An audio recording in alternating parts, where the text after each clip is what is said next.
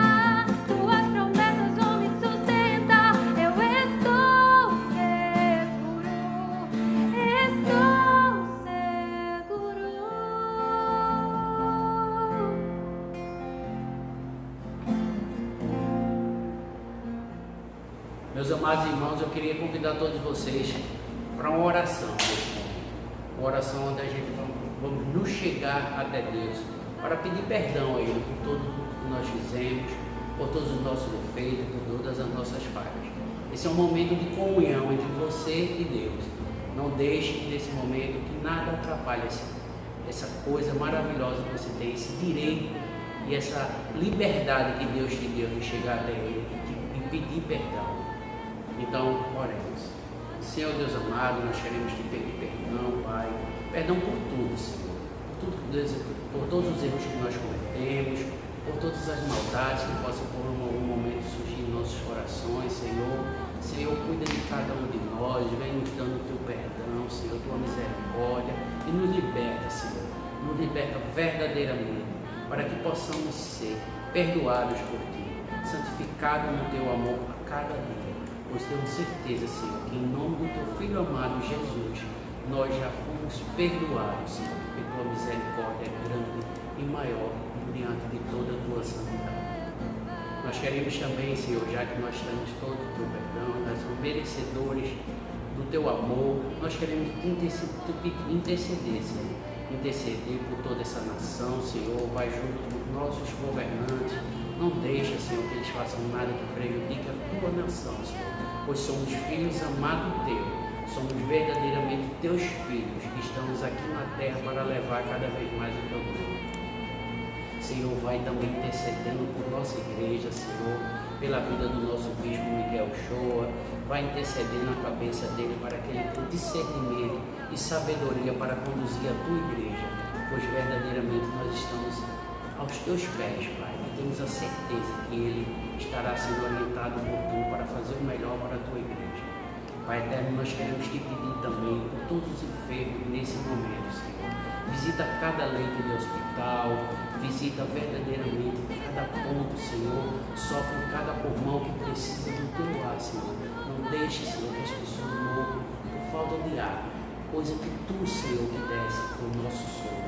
Então não deixe que essa pandemia acabe conosco, não deixe que isso venha afetar a Tua fé cristã. Fortalece cada um desses familiares que estão com os seus entes queridos nos hospitais, Senhor. Em especial, quero Te pedir pela vida de Rafael. Visita nesse momento o leito que ele está, Senhor, pois ele é forte, ele é presença firme na Tua vida. Ele é uma pessoa que proclama o Teu nome. Então, dá o sopro de vida dele. Não deixe que nada venha acontecer com ele, Senhor. Na certeza do Teu perdão, da Tua misericórdia, nós já Te agradecemos em nome de Jesus. Amém. Então, irmão, já que estamos felizes com Deus, já buscamos o Seu perdão, já temos a certeza de que Deus é mais misericordioso e nos perdoou, que possamos agora exercer a nossa função, o nosso dever de sermos dizimistas. Lá em Coríntios 2, a segunda carta ao Coríntios 9:7, é bem claro quando diz: cada um dê conforme determinou o seu coração, não com pesar ou por obrigação, pois Deus ama quem dá com alegria. Que possamos fazer isso nesse momento, dar com alegria tudo aquilo que o Senhor nos deu. Na realidade, quando somos dizimistas e ofertantes, nós estamos devolvendo para Deus tudo aquilo que nós recebemos. É uma gratidão, é uma forma de dizer: Senhor, muito obrigado por nos suprir, por não nos deixar faltar nada na nossa casa. Então não se sinta constrangido. Você que está nos assistindo pela primeira vez, não fique constrangido, nem ache que isso é algo de errado, não. Isso é um costume da nossa igreja para com nossos irmãos que são dizimistas e ofertantes da igreja. Aqui embaixo vai ficar os dados bancários, onde você vai poder falar, onde você vai poder fazer seus dízimos e suas ofertas. Então é com amor e gratidão que eu peço, agradeço a vocês. Muito obrigado por tudo aquilo que você faz por nossa igreja, a igreja de Deus, para que possamos cada vez mais levar o nome de Deus para o mundo afora. Deus abençoe a todos. Bem, pessoal, nós hoje estamos começando a segunda semana dessa nossa série de 40 dias com propósitos, e eu realmente gostaria de saber de você, se você está participando, o que é que você está achando, como tem sido esses dias, essas meditações para você, porque nós tivemos temas para reflexões e muitas perguntas interessantes e muito desafiadoras também. Eu entendi que o propósito da minha vida, ele não está de forma alguma centrado em mim, mas em Deus. Tomei posse de uma verdade que para mim foi mais do que libertadora. Eu não sou um acidente. Eu sou um projeto único e especial para Deus, que é o meu Criador. Eu aprendi que viver com propósito é o caminho para a paz. E se você também está participando, nós meditamos sobre qual propósito vai direcionar as nossas vidas. Ficou muito claro para mim que há muito mais nesse tempo, nessa vida, do que o aqui e agora. Será que você também entendeu isso? Nesse caso, saber que eu fui feito para ser eterno e que as minhas escolhas vão gerar consequências eternas. Eu te pergunto, o que eu devo parar de fazer? O que eu devo começar a fazer? Será que você também se fez essa pergunta? Isso é muito importante. E mais do que nunca eu percebi que esse tempo que nós chamamos de vida, na verdade é um teste. Isso mesmo. E inclusive isso me lembrou de um versículo que eu li em Deuteronômio, que fala a respeito do período de 40 anos que os judeus ficaram vagando pelo deserto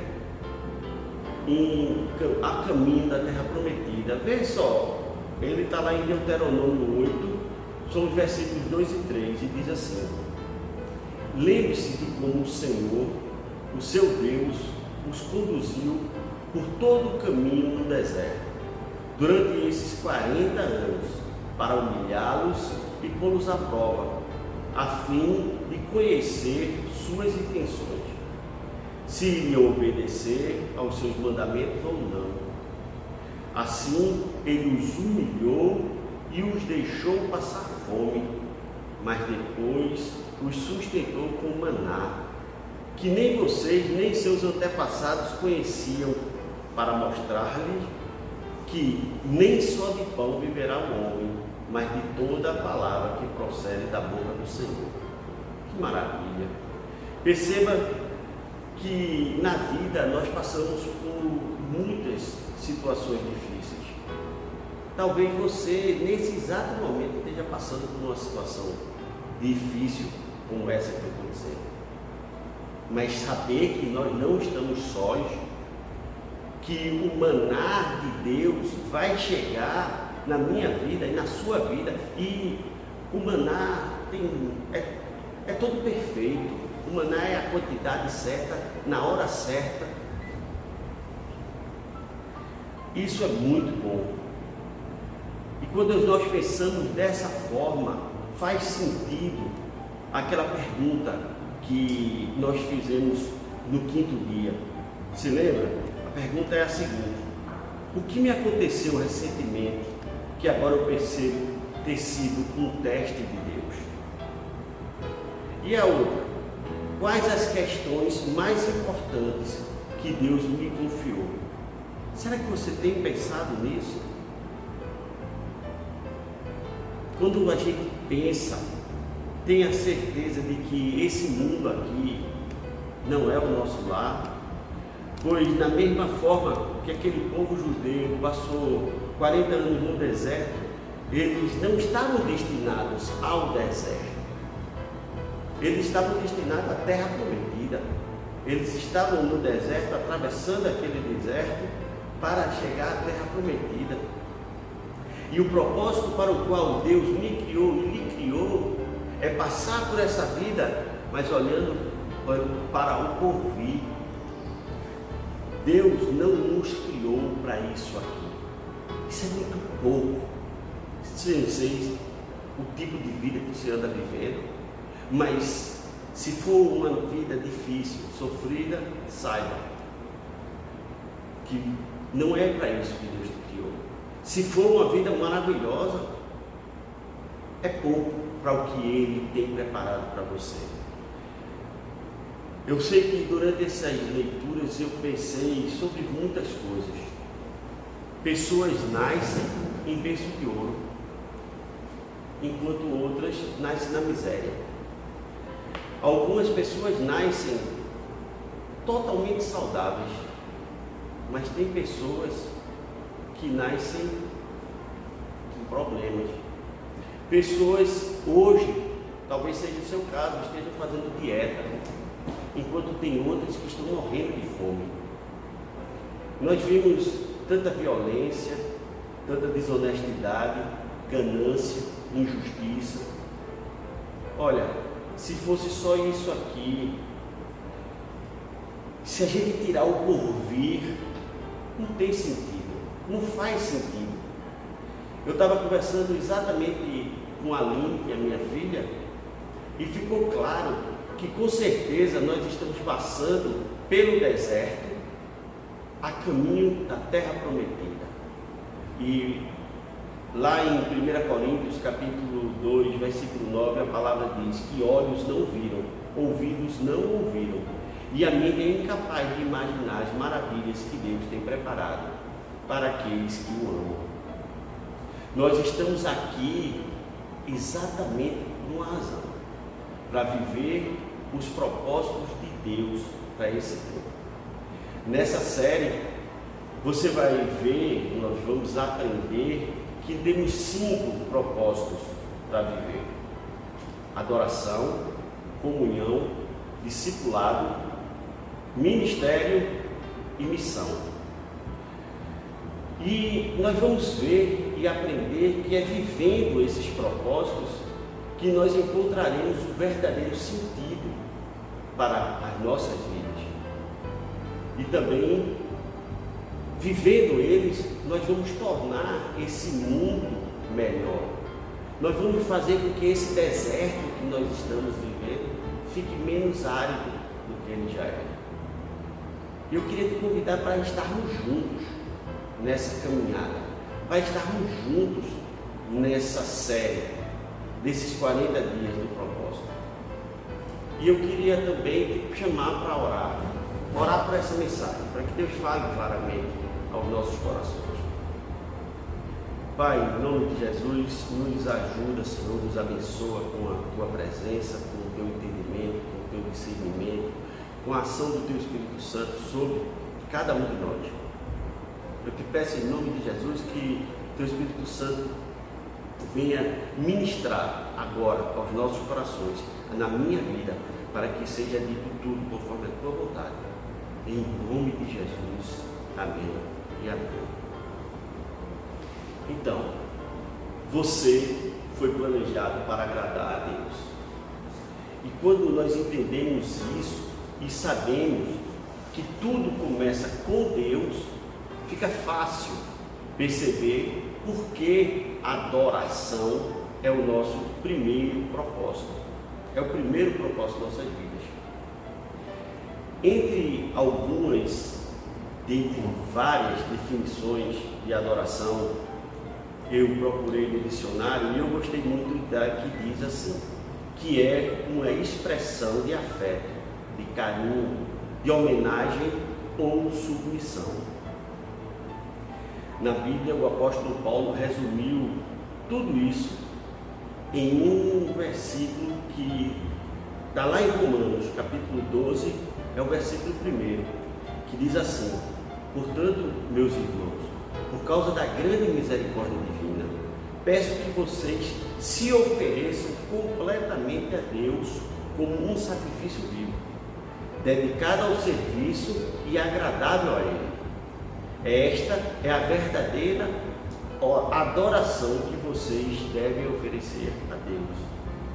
Esse versículo, ele é estratégico, ele está no lugar, no momento exato, porque o livro de Romanos, a carta aos Romanos, ela é dividida praticamente em 2 partes, uma até o capítulo 11, que é onde o apóstolo Paulo mostra a criação, mostra o propósito de Deus, mostra a desobediência, a rebeldia do ser humano, a consequência dessa rebeldia e a salvação oferecida por Deus através de Jesus Cristo, o sacrifício de Jesus na cruz para a remissão dos pecados, a fé que é necessária para se adquirir essa salvação.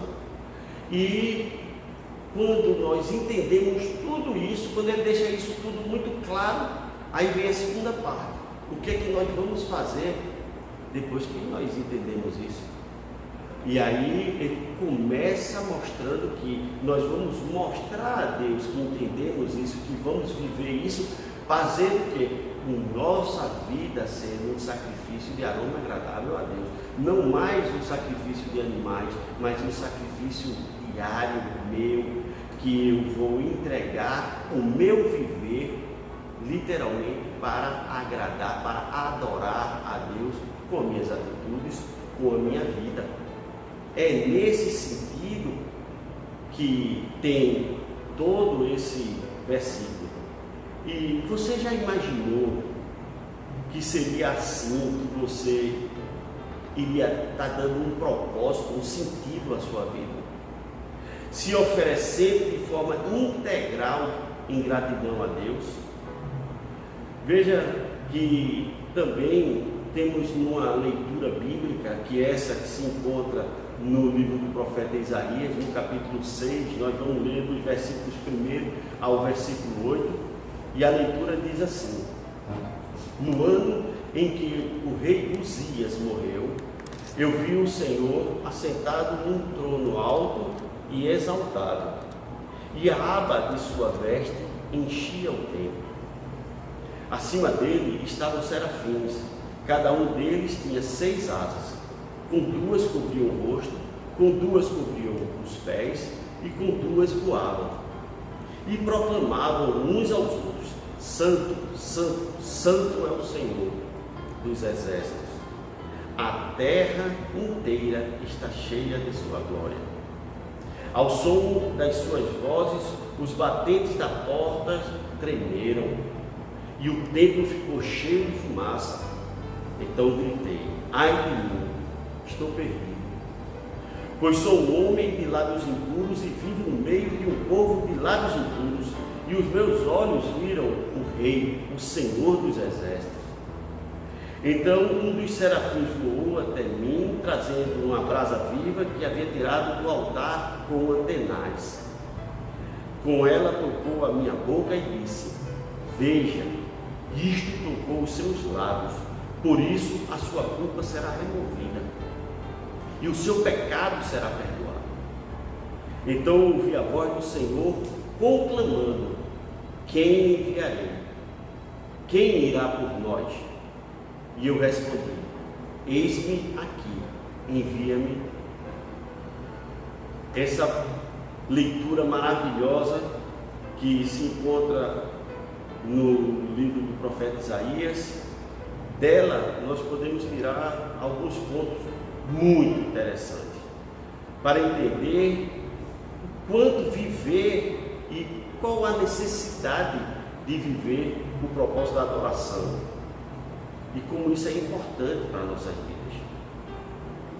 Isaías teve uma atitude muito correta, e preste atenção no caminho, nesse sentido, no sentido dessa atitude, porque é o sentido comum que a gente percebe na vida daquelas pessoas que entenderam o seu propósito de adoração, de vida. Veja só, ele tem consciência da sua natureza decaída, natureza falha, de uma natureza carecedora da misericórdia de Deus. Ele também tem noção da grandeza de Deus, ou seja, o quanto ele é falho e o quanto Deus é perfeito. Esse entendimento gera algo chamado temor, que é a consciência da necessidade da graça de Deus, da misericórdia de Deus, da impossibilidade de poder chegar a Deus e da necessidade de que Deus seja misericordioso conosco. Reconhecendo isso, vem o perdão de Deus, e ele se dá no início de um processo chamado de santificação, porque quando eu percebo as minhas falhas, percebo todo o potencial de Deus, eu percebo que eu sou necessitado de misericórdia e de graça, eu recebo essa graça, esse perdão. Então eu, em gratidão, começo a viver uma vida nova. E viver essa vida nova significa viver uma vida de adoração, e de santificação. Por quê? Porque aquilo que eu fazia de errado, eu deixo de fazer para fazer o que é certo. A gente vai ver isso aqui. Porque vem uma consciência de um chamado de Deus. Você percebe que Jesus, quando estava subindo aos céus, ele deixou para nós o ID. É a mesma coisa que Deus perguntou a Isaías: a quem enviarei? E aquela sensação de dizer: envia-me a mim, Senhor, quer dizer, eu estou à tua disposição, eu entendi tudo e eu agora tenho um propósito para viver. Quando nós entendemos essa sequência, eu vejo que fui planejado para adorar a Deus. E por isso eu preciso ter uma vida de temor a Deus. Quando a gente faz uma pesquisa, qualquer pesquisa na Bíblia, você vai entender que a palavra temor tem dois significados. O significado de reverência e o significado de medo, de temor mesmo, de terror. Eu vejo quatro tipos de temor. O temor do homem, que na Bíblia mostra ele quando se fala de um respeito, de uma consideração pelas pessoas que, entre aspas, são mais importantes do que você. Por exemplo, em 1 Pedro, no capítulo 2, versículo 18, a palavra diz: escravos, sujeitem-se a seus senhores com todo respeito, não apenas aos bons e amáveis, mas também aos maus. Então, o temor nesse sentido é o respeito pelas autoridades, não pelas atitudes das autoridades, mas pelo cargo que as autoridades exercem. O respeito. Esse é o temor do homem. Tem um temor como um objeto de temor. É uma expressão de respeito às pessoas que tinham a confiança delas no Senhor. É interessante você perceber como os egípcios e os povos que conheciam a história do que Deus fez aos egípcios para libertar da escravidão o seu povo, eles tinham medo de mexer com o povo de Deus. Por quê? Porque eles sabiam que eles tinham um Deus Todo-Poderoso em quem eles confiavam. Veja só em Êxodo, capítulo 23, os versículos 27 e 28, que diz: mandarei adiante de vocês o meu terror, que porá em confusão todas as nações que vocês encontrarem. Farei que todos os seus inimigos virem as costas e fujam. Causarei pânico entre os heveus, os cananeus e os hititas, para expulsá-los de diante de vocês. Essa expressão é tipo, talvez você já tenha ouvido falar, dizer assim: olha, ninguém vai mexer comigo porque sabe que eu sou crente. É a sensação de segurança que você sente em Deus e que faz com que as pessoas respeitem e tenham cuidado, respeito, para não mexer com o ungido do Senhor. Tem o temor vil. Esse é estritamente o medo do castigo que o pecado pode me trazer, da punição pelo fato de ser um pecador, de estar em pecado. Eu devo ter esse medo, faz parte, é importante. Veja só, em Atos capítulo 24, versículo 25, diz que Paulo diz assim: quando Paulo se pôs a discorrer acerca da justiça, do domínio próprio e do juízo vindouro, Félix teve medo e disse: basta, por enquanto pode sair. Quando achar conveniente, mandarei chamá-lo de novo. Ou seja, o governador, aquele governador Félix que chamou Paulo para ouvir falar a razão de Paulo que ele ia ser julgado. E quando Paulo começou a falar do que Jesus havia libertado, livrado com a sua morte na cruz, do que era justamente o castigo vindouro por conta do pecado, para aquelas pessoas que não estavam aceitando que Jesus era o Messias, o Redentor, e a consequência do pecado, e o fato de Félix não ter assumido ainda que Jesus entregue a sua vida a Jesus, ele estava com medo das consequências. E ele simplesmente disse: não, pare de falar.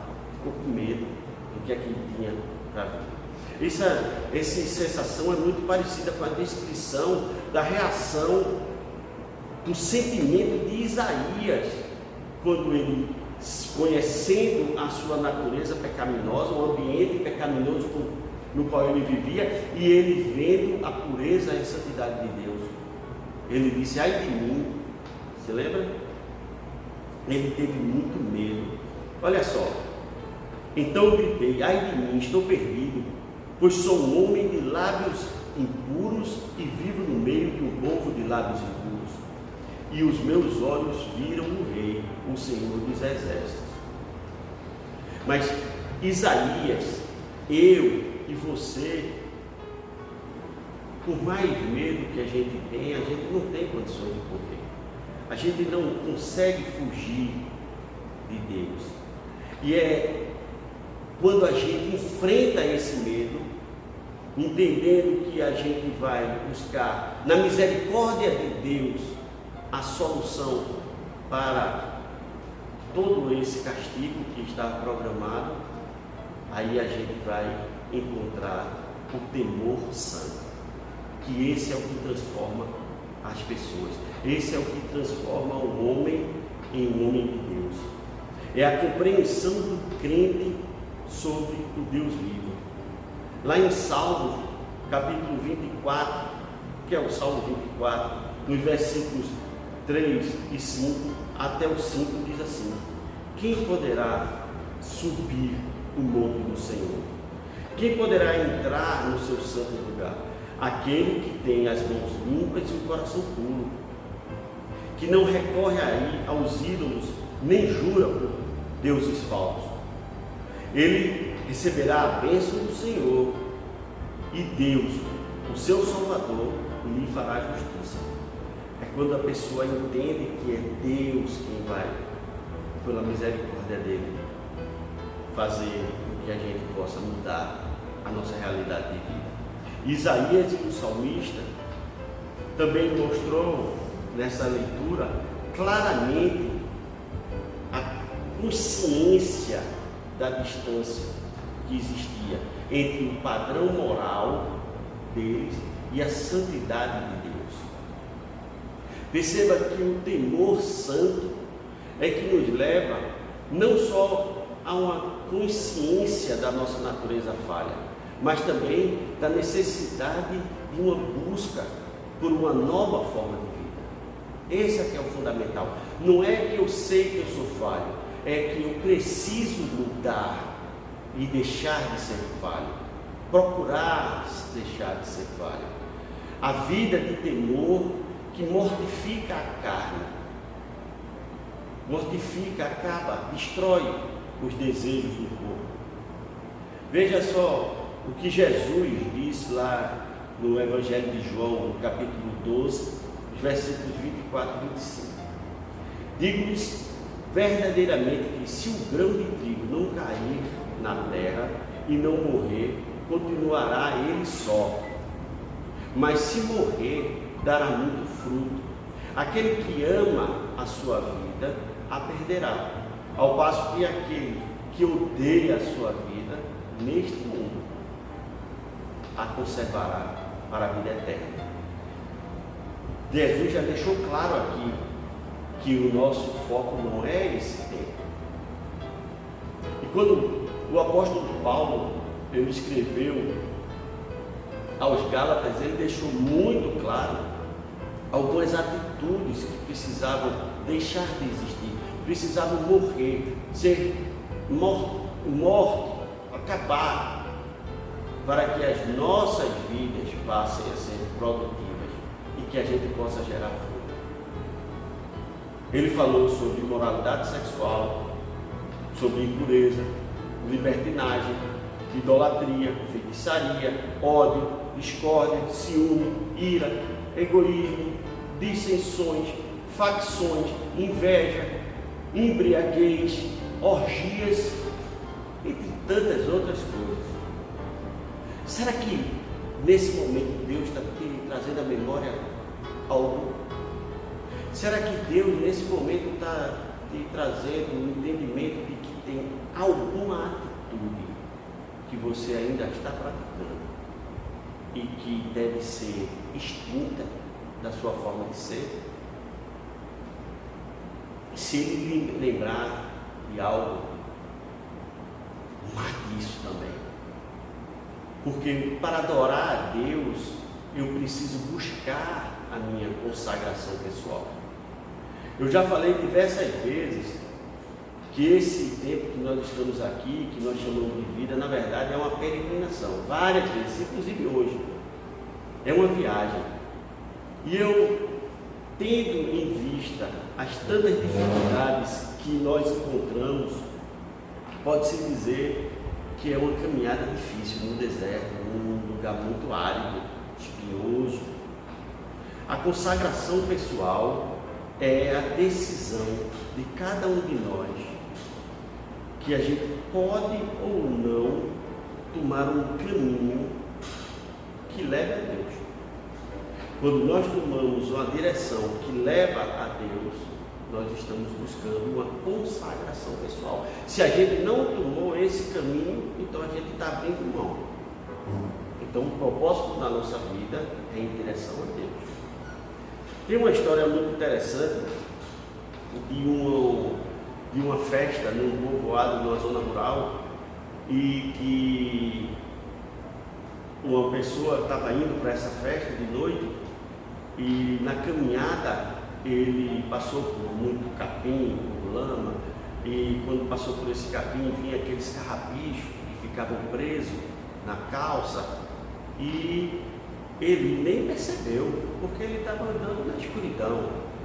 Só que quando ele estava chegando mais próximo da cidade, onde tinha a luz, mais próximo da festa, ele começou a perceber que ele estava sujo, que ele tinha que se livrar daqueles carrapichos. E ele parava, começava a tirar os carrapichos, começava a tirar o que estava de sujeira, e ele continuava em direção à cidade, à festa. Quando ele se aproximava ainda mais da luz, ele viu que ainda tinha algumas coisas que ele precisava se libertar, limpar. E ele começava a tirar de novo. E esse era o processo que ele estava fazendo, até que ele chegasse na festa. E ele queria chegar na festa limpo, puro, sem nada, sem nenhum carrapicho. De certa forma, essa história ela é muito parecida com a nossa vida. Temos uma promessa de Deus, de uma morada celestial, naquele que olhos não viram, ouvidos não ouviram, e a sua mente é incapaz de imaginar. É essa festa que Deus está preparando para mim, para você. É a ela, na direção dela que nós estamos caminhando. E toda vez que eu me aproximo dela, eu percebo que eu tenho alguns carrapichos na minha vida. Que esses carrapichos é que eu devo tirar, mortificar, para que eu possa chegar da melhor forma possível a essa festa. Estamos justamente nessa caminhada. Muitas pessoas já passaram por aqui e entenderam que tem uma festa muito boa do outro lado nos esperando. Uma dessas pessoas foi o apóstolo Paulo. Olha só o conselho que ele deu para os crentes da cidade de Corinto, lá na Grécia. Amados, visto que temos essas promessas, purifiquemo-nos de todo o que contamina o corpo e o espírito, aperfeiçoando a santidade no temor de Deus. Eu particularmente quero tomar posse desse conselho e eu lhe aconselho a fazer o mesmo. Mas lembre-se que Deus conhece o nosso íntimo, a nossa realidade. Portanto, não vamos fazer de conta, viver uma vida de religiosidade, de atos religiosos, de atos bonitinhos, porque realmente isso não vai tirar os nossos carrapichos. Jesus fez um comentário muito pesado para essas pessoas que vivem de atos religiosos, de aparências religiosas. Ele disse lá em Mateus capítulo 15, versículo 8, o seguinte: este povo me honra com os lábios, mas o seu coração está longe de mim. Sendo assim, vamos com toda sinceridade acompanhar o salmista na oração que diz: sonda-me, ó Deus, e conhece o meu coração, prova-me e conhece as minhas inquietações. Vê se em minha conduta há algo que te ofende e dirige-me pelo caminho eterno. Veja que diferença. Veja que diferença de uma pessoa fake news, um cristão fake news e um homem segundo o coração de Deus. O homem segundo o coração de Deus quer conserto, quer transformação, quer melhora, quer adorar a Deus em espírito e em verdade. Realmente esse salmo é uma maravilha, e que essa seja hoje e sempre a minha e a sua oração, a nossa busca. Para finalizar, eu preciso entender que fui planejado por Deus para adorar a Ele, e por isso eu preciso estar sempre disponível para Deus. Tem um pastor, escritor, teólogo anglicano chamado John Stott, e certa vez ele escreveu: nenhum culto é agradável a Deus quando é unicamente interior, abstrato e místico. Nossa adoração deve expressar-se em atos concretos de serviço manifestados em nosso corpo. Veja que interessante. Eu concordo plenamente com ele. Quem é dessa igreja sabe que é exatamente esse o nosso propósito, o nosso desejo, a nossa busca. No início dessa mensagem, eu comentei sobre uma reflexão que eu fiz durante essa semana sobre amor, a justiça de Deus e pela sua criação, e ao mesmo tempo quantas coisas são vistas que tentam desmentir essa realidade. A palavra de Deus diz que Deus criou todas as coisas, era perfeita, que Deus nos criou por amor, pelo amor, mas a gente vê tanta coisa desmantelada. Pessoas que nascem em berço de ouro, se lembra? Enquanto outras vivem na miséria. Alguns nascem saudáveis e outros não. Pessoas fazendo dieta enquanto outros têm fome. Eu disse isso já. Falei da violência, da desonestidade, da ganância, da injustiça. Como é que pode? Cadê Deus? Cadê Deus? Isso traz conflito. Muitas pessoas, por conta de não conseguirem conciliar essas situações com a possibilidade de um Deus de amor e todo-poderoso permitir isso, simplesmente essas pessoas desistem de crer. Ou pior, elas começam a criar falsas verdades que são mais fáceis de conciliar com o entendimento do ser humano. Você deve conhecer alguém que tenha passado por isso, que seja esse pensamento. Mas Deus, na palavra dele, ele diz o seguinte, em Isaías capítulo 55, versículo 8 e 9, diz: pois os meus pensamentos não são os pensamentos de vocês, nem os meus caminhos são, nem os seus caminhos são os meus caminhos, declara o Senhor. Assim como os céus são mais altos do que a terra, também os meus caminhos são mais altos do que os seus caminhos, e os meus pensamentos mais altos do que os seus pensamentos. No Evangelho de João, nós lemos que uma vez os apóstolos perguntaram a Jesus a respeito de um homem que havia nascido cego, se ele não tinha nascido cego por conta do pecado de quem? Dele próprio ou dos pais dele? E a resposta de Jesus foi o seguinte: nem ele, nem seus pais pecaram, mas isso aconteceu para que a obra de Deus se manifestasse na vida dele. Presta atenção. Eu li um livro e nesse livro tinha uma história muito interessante. Era de um homem que ele era vendedor, ele era representante comercial e que ele tinha pego um trem, saiu da cidade dele, foi para uma cidade vizinha para passar o dia oferecendo o seu produto, né, naquela cidade, e quando fosse no final do dia ele ia voltar. Terminando o expediente, ele se atrasou um pouco. Quando ele chegou na estação, o último trem que tinha para voltar para a cidade dele estava praticamente saindo e ele estava atrasado. Ele deu uma carreira para ver se ele conseguia chegar no trem e na correria ele esbarrou em um menino que estava vendendo maçãs. O menino estava com um tabuleirozinho vendendo maçãs e quando ele bateu, todas as maçãs do menino caíram no chão e ele parou e ficou naquela dúvida de vou perder o trem e vou deixar esse menino desse jeito. E ele percebeu que esse menino era cego. Ele percebeu que o menino não tinha como juntar as maçãs.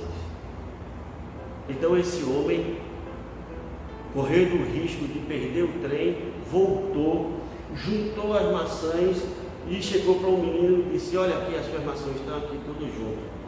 E ele ficou admirado com o que o menino chegou e perguntou a ele. A pergunta do menino foi o seguinte: você é Jesus? Por quê? Porque na hora de todo o sofrimento daquela criança, naquele momento de insegurança, naquele momento de medo, naquele momento de estar simplesmente perdido, ele orou a Deus, pedindo que o Deus a quem ele temia, a quem ele servia, a quem ele amava, Jesus, fizesse algo por ele.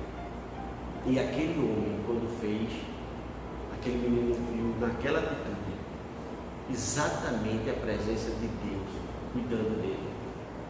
E hoje eu tenho convicção que chegou a minha vez de fazer o meu Deus ser percebido nessa sociedade tão podre, tão mentirosa, tão hipócrita, tão cheia de maldade, de injustiça, de egoísmo, entre tantas outras mazelas. Deus sempre se incomodou com as consequências da queda, com as consequências da desobediência do plano dele, com as consequências do pecado que afetou toda a sua criação. E vem ao longo dos anos, ao longo de todo esse tempo, chamando pessoas para agirem no lugar dele, como aquele homem fez na estação do trem. Ele talvez já tenha lhe chamado, talvez você tenha achado que você eu sou muito jovem, eu sou muito novo para isso. Mas Deus chamou um adolescente chamado Samuel. E a resposta, e foi assim. 1 Samuel 3,16 diz: Samuel, Samuel, meu filho. E Samuel respondeu: estou aqui para Deus.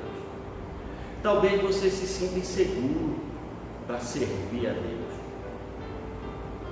mas Deus chamou o inseguro Moisés Êxodo capítulo 3, versículo 4 diz: o Senhor viu que ele se aproximava para observar, e então, do meio da sarça, Deus o chamou: Moisés, Moisés, eis-me aqui, respondeu ele.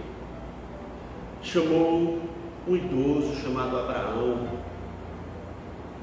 Gênesis 22, capítulo 1, versículo 1 diz: passado algum tempo, Deus pôs Abraão à prova, dizendo: Abraão, ele respondeu: eis-me aqui. E hoje ele está chamando a mim, chamando a você. Ele sabe com certeza que esse mundo está um caos. Ele quer enviar a sua igreja, o corpo de Cristo, eu e você, os verdadeiros adoradores, para acabar com esse caos. Hoje ele te faz a mesma pergunta que ele fez em Isaías: quem enviarei? Quem irá por nós? Eu sei a minha resposta. A minha resposta é igual a de Isaías. Quando Deus me chamou, eu disse: eis-me aqui, Senhor, envia a mim. E eu quero, nesse momento, que você tome posse de um espírito novo, encorajado pelo Espírito Santo de Deus, para assumir o propósito da sua vida de adorar a Deus em espírito e em verdade, fazendo com que Ele seja amado, seja conhecido, seja adorado pelas pessoas através da sua atitude, através da sua adoração verdadeira. Eu quero te convidar a uma oração para que Deus lhe faça hoje tomar essa decisão. Pai, em nome de Jesus, eu quero te agradecer pelo privilégio, Senhor, de poder ser um representante teu aqui nesse mundo tão cheio de dificuldade, Pai amado. Pai querido, eu te peço em nome de Jesus que tu levante, que tu tire todas as barreiras que atrapalham o teu povo de andar na tua direção, te adorando em espírito e em verdade, e te fazendo ser conhecido e amado por todos os cantos. Levanta, Senhor, um exército para que nós possamos fazer a tua vontade, hoje e sempre, em nome de Jesus. Amém. E se por alguma razão você acha que você não pode, que você não tem capacidade, que você não sabe, Deus nunca me disse o que é para eu fazer. Deixa eu deixar claro uma coisa para você.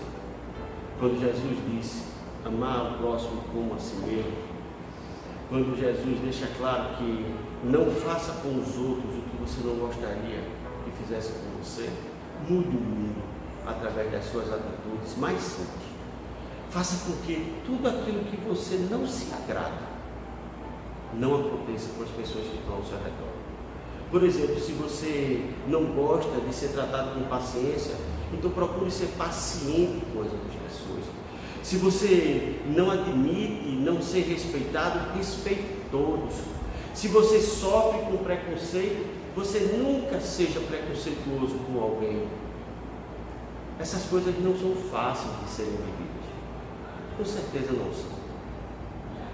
Mas o mesmo Deus que supriu aquele povo no deserto com o maná, vai suprir a minha decisão e a sua decisão de fazer esse mundo melhor, nos capacitando com um maná santo, dado diretamente do Espírito Santo de Deus, para encher o meu espírito, o seu espírito, das condições necessárias para viver uma vida nova. Creia nisso, viva por isso. Não tem outro propósito para você viver. Que Deus te abençoe.